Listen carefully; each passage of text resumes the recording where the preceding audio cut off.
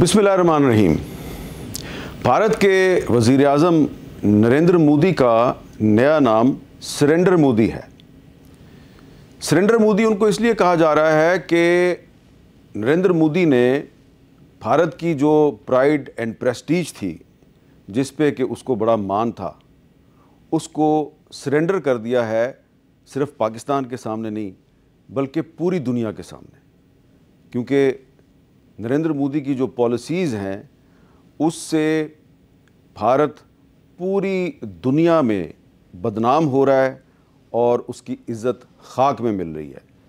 अब उसकी जो एक लेटेस्ट एग्ज़ाम्पल है वो ये है कि G7 कंट्रीज़ ने जो अपना समिट हो रहा है कनाडा में, तो उस समिट के लिए जो नरेंद्र मोदी को इनविटेशन थी वो देने से इनकार कर दिया है, बल्कि ये कहा जा रहा है कि इनविटेशन कैंसिल कर दिया है। उसकी वजह ये है कि पिछले कुछ अरसे से, कई साल से Narendra Modi regularly G7 countries का जो समिट है, दुनिया के किसी भी मुल्क में होता था, उनको इनविटेशन मिलती थी, वो बड़े शौक़ से, बड़े एहतमाम से G7 कंट्रीज़ के समिट में शिरकत करते थे। और फिर इंडियन मीडिया जो है वो बड़े धूमधाम से ऐलानात करता था कि भारत दुनिया की एक उभरती हुई इकॉनमी है, साउथ एशिया की सबसे बड़ी पावर है, जिसको कि G7 कंट्रीज़ भी बड़ा इम्पोर्टेंट समझते हैं और अपने हर समिट में उसको दावत देते हैं। लेकिन इस दफ़ा 2025 में जो समिट कनाडा में होने वाला है, तो उसमें मोदी साहब की जो इन्विटेशन है उसको कैंसिल कर दिया गया है। अब ये इम्पोर्टेंस क्या है G7 की? G7 की इम्पोर्टेंस ये है कि ये जो दुनिया की बहुत पावरफुल इकोनॉमीज़ हैं, ये उन इकोनॉमीज़ का एक अलाइंस है। इसमें कौन कौन से ममालिक शामिल हैं? इसमें कनाडा भी है, इसमें फ्रांस भी है, इसमें जर्मनी भी है, इसमें जापान भी है, इसमें यूके भी है और यूएसए भी है। तो अब आप सोचें कि एक ऐसा अलाइंस कि जिसमें यूएसए भी है, यूके भी है, फ्रांस भी है, उस अलायंस ने मोदी साहब जो हैं उनको जो इनविटेशन एक्सटेंड की जा रही थी कैंसिल कर दिया और उनसे कहा कि भाई साहब thank you very much, we don't want to see you, यानी हम आपको नहीं मिलना चाहते, you are not welcome to G7 summit. अब कहानी ये है कि मोदी साहब की जो हुकूमत है वो इस G7 समिट में जाने के लिए सरतोड़ कोशिशें कर रही थी। और इसका सबूत क्या है? इसका सबूत ये है कि जो मोदी साहब के फॉरेन मिनिस्टर है, जिसको वो अपने एक्सटर्नल अफेयर्स मिनिस्टर कहते हैं, जयशंकर साहब कोशिश कर रहे थे कि जो इस दफ़ा G7 समिट का होस्ट कंट्री है कनाडा, उसकी फॉरेन मिनिस्टर हैं, उनका नाम है अनीता आनंद।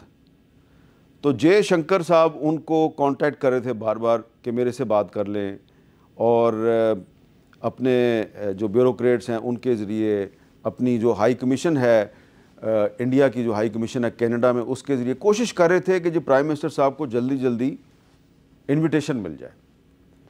तो ये जो संडे गुजरा है, संडे के दिन जयशंकर साहब ने कनाडा की जो फॉरेन मिनिस्टर हैं अनीता आनंद, उनके साथ फ़ोन पे बातचीत की और कोशिश की कि किसी तरीके से मोदी साहब जो हैं उनको G7 समिट का इनविटेशन मिल जाए। लेकिन जनाब उनको इनविटेशन नहीं मिला।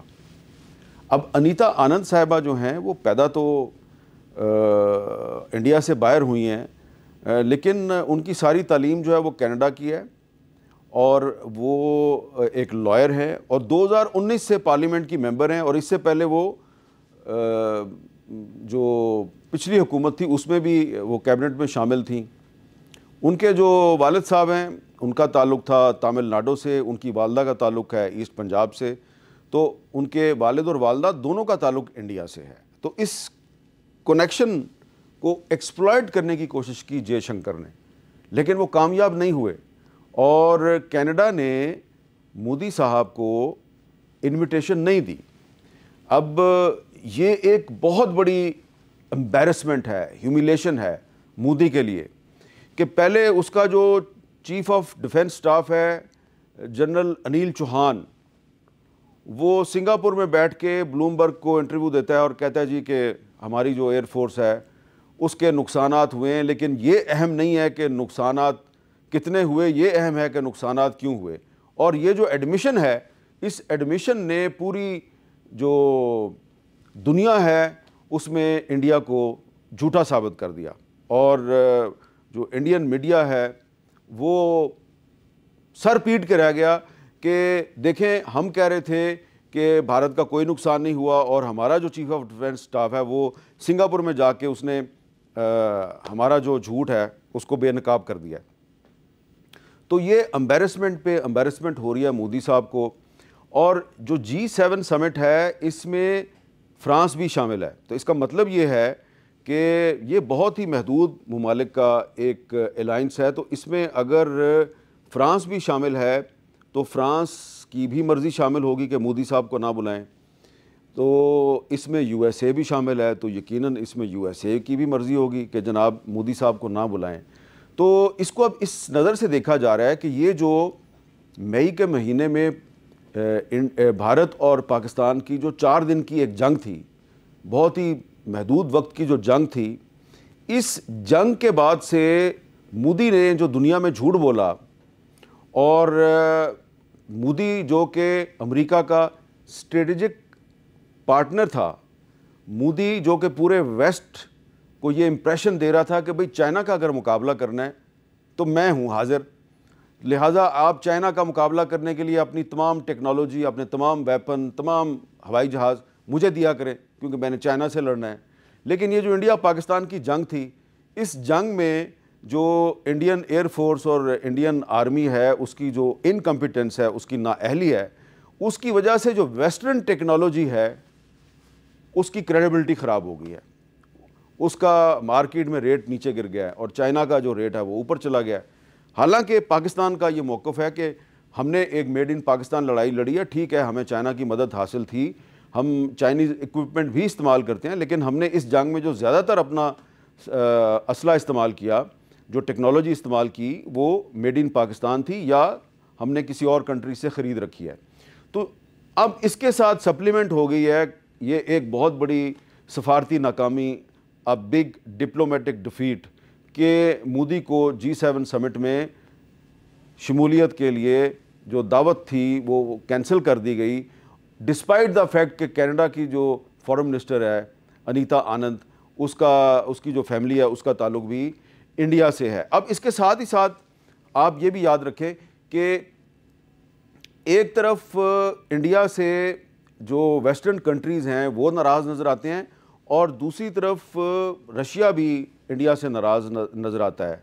जो हाल ही में रशिया के जो फॉरेन मिनिस्टर हैं सर्जी लावारोव, उन्होंने इंडिया पे तनकीद किया है और उनसे कहा है कि इंडिया जो है वो नेटो का इत्तेहादी बनने की कोशिश कर रहा है और नेटो का पार्टनर बन के वो अफ़गानिस्तान में मुदाखलत करने की कोशिश कर रहा है और नेटो एक दफ़ा फिर अफ़गानिस्तान में वापस जाने की कोशिश कर रहा है।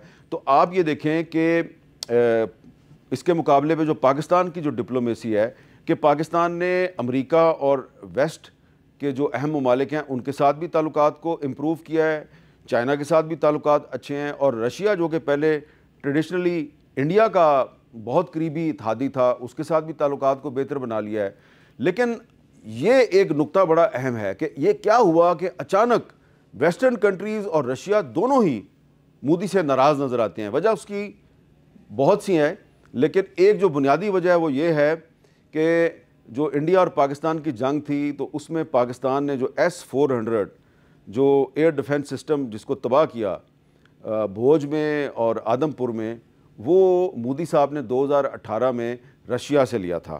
तो एक तो रशिया का एयर डिफेंस सिस्टम जो है उसका सही इस्तेमाल नहीं हुआ और वह तबाह हो गया और उसकी मार्केट वैल्यू भी ख़त्म हो गई।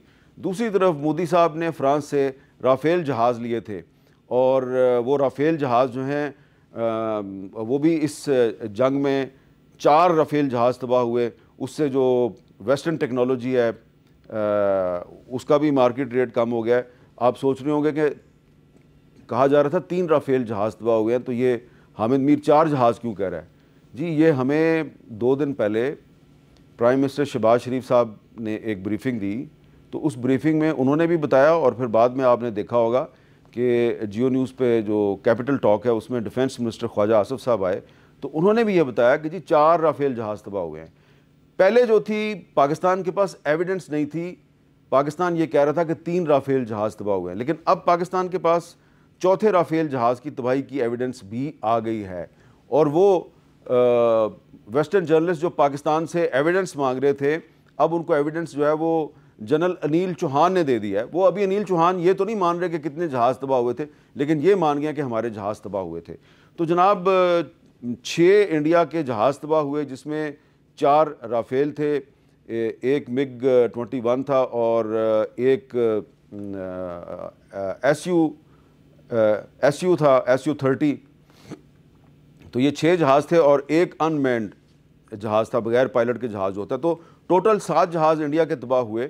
तो इससे जो वेस्टर्न टेक्नोलॉजी है उसकी जो मार्केट वैल्यू कम हुई है और चाइना की जो टेक्नोलॉजी है उसकी मार्केट वैल्यू ऊपर गई है, उससे पूरा वेस्ट भी नाराज़ है और रशिया भी मोदी साहब से नाराज़ है।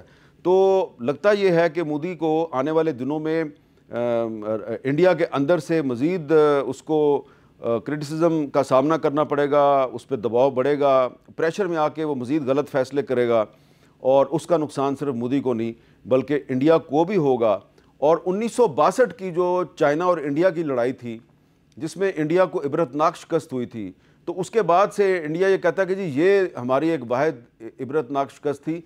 इसके बाद हमने 1971 में पाकिस्तान के 2 टुकड़े करके तो अपनी धाक बिठा ली थी। उसके बाद से हमें आज तक कभी कोई शिकस्त नहीं हुई। लेकिन ये जो मई के महीने में 4 दिन की पाकिस्तान और भारत की जंग थी, यहाँ से जो मोदी की एम्बेरसमेंट शुरू हुई है, तो G7 समिट की इन्विटेशन की जो कैंसिलेशन है वहाँ पे अभी ख़त्म नहीं हुई, अभी इसको मज़ीद जाना है। तो देखिए कि सरेंडर मोदी जो हैं वो आने वाले दिनों में इंडिया की प्राइड और प्रेस्टीज को और कहाँ कहाँ पर सरेंडर करते हैं।